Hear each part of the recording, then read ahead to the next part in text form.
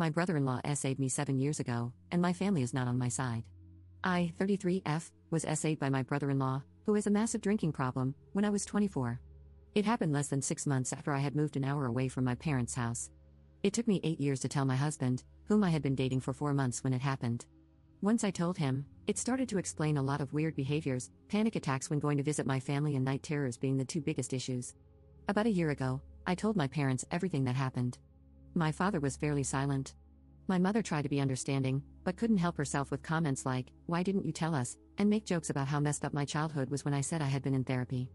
At the time, I explained to my parents the difficulty I was experiencing. I told them I needed their support to inform me if he's going to be around when I'm visiting. I explained how it has impacted me, preventing me from being around as often as I would like. My dad was quiet, and my mom carried on about how that shouldn't slow me down from visiting my family. Over the past year, neither of my parents has even broached this topic since the day I told them.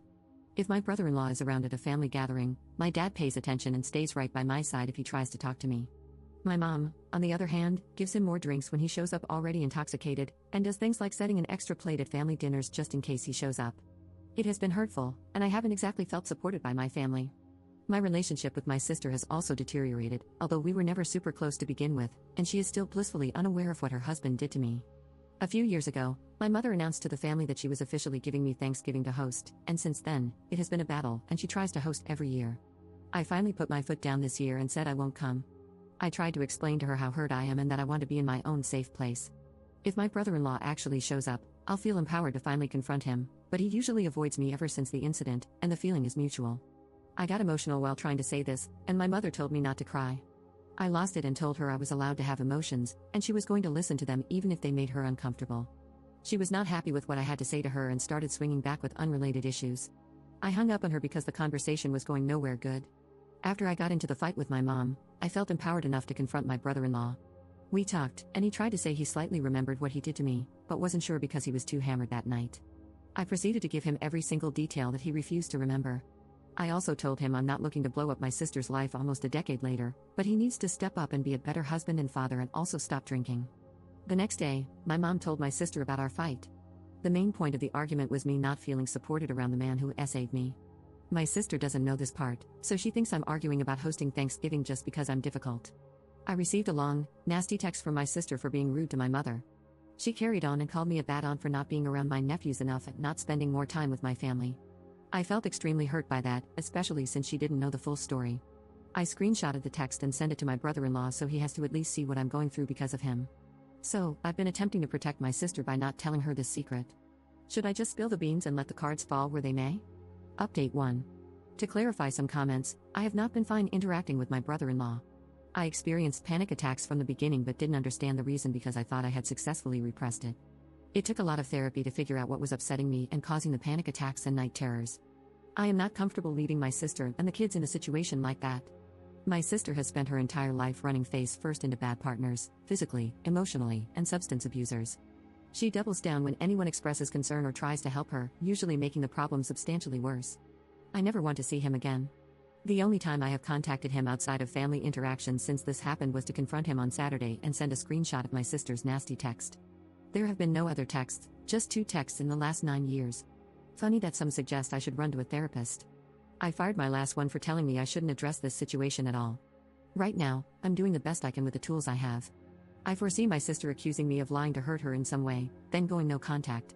I've tried broaching much less scandalous topics with her as gently as possible, and she has lost her ever-loving mind on me. She has terrible, unaddressed anxiety and is very emotionally volatile. It's pretty clear I need to tear the band-aid off. I've reached out to my dad and asked to talk to him without my mother around. I'm going to tell him that I'm going to tell my sister. I'm going to ask him to go to her house before I do this and take my nephews so they don't get exposed to the aftermath of the conversation. Update 2. I finally spoke to my dad. I told him about the ways my mother has recently hurt me by forcing interactions and telling half-truths. His rebuttal was that it was hurtful when I hung up on my mom over the weekend. Initially, he tried to talk me out of saying something to my sister by accusing me of being vindictive. I had to assert, and repeat, that what my brother-in-law did to me was a serious matter, and that I need to share the burden I've been carrying for the last decade. This was met with silence. He then mentioned he couldn't help until next week, but finally said he might be able to make things happen tonight, as my sister is currently at my parents' house. I'm waiting for a text from him to get the go-ahead to call my sister. There was definitely some gaslighting during the conversation, but he's offered to help, and it's the most support I've managed minus my husband, so I'll take what I can get. Update 3. I talked to my sister. I asked her not to interrupt me, even if she wanted to, and she respected it. She quietly listened as I told her what happened and began sobbing.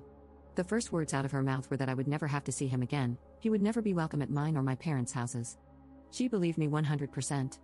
She asked questions, including if he was intoxicated when it happened. She acknowledged that the answer didn't really matter and it was still inexcusable. This happened when we were all on a trip together visiting my grandparents. She didn't even remember going on the trip, so I walked her back to that weekend, and we talked through the details. She also shared that brother-in-law was SA'd by an aunt, who also had a massive drinking problem, when he was younger. I told her I called and confronted him on Saturday. She asked about our conversation, and I told her everything. She asked me if he admitted to remembering it, and said she doesn't allow him to drink in the house anymore because he zones out and doesn't remember what he does. She got angry, but not at me. She went on to repeat a few times that she's my big sister, and her job is to protect me. I could feel her internalizing a lot of pain. I explained that I do love my family, but the panic attacks and night terrors keep me away so I can protect myself. She told me she's been very angry at me for years for not being around, and knowing this changes things. She said had she known, I never would have had to be around him all these years. She told me that she wished I had told her at the time. They didn't have any kids when this happened. She said she most likely would have divorced him. She doesn't see divorce as an option now because of the kids. I explained that I didn't have the tools in my toolbox at the time, and that's what I've been working on. I told her that until a year ago, I couldn't stand in an empty room and say what happened to me out loud or even write it on a piece of paper. She just cried a lot with me and it all seemed serendipitous. If talking to her made me realize anything for sure, it's that my parents are messed up. I'm going to text my sister this morning. Considering the way she handled it, I think reaching out and trying to heal our relationship will be a good move. I also don't want my parents to do to her what they did to me. When the dust settles some, I'm going to talk to my sister about all the unhealthy BS from my parents. I think if we can stand up to their enabling behaviors together, everyone will be better off. I might reach out to my dad today, but I'm undecided. I will definitely not be reaching out to my mother. I'm going to go extremely low contact with her for the next few months. Both of my parents have some apologizing to do before they'll be allowed back into my good graces. I'm happy I did everything I did yesterday without speaking a word to my mother. I know this is just the start in a lot of ways. Yesterday was like reaching the peak of Mount Everest. I still have to get down the mountain, but the worst of it is over.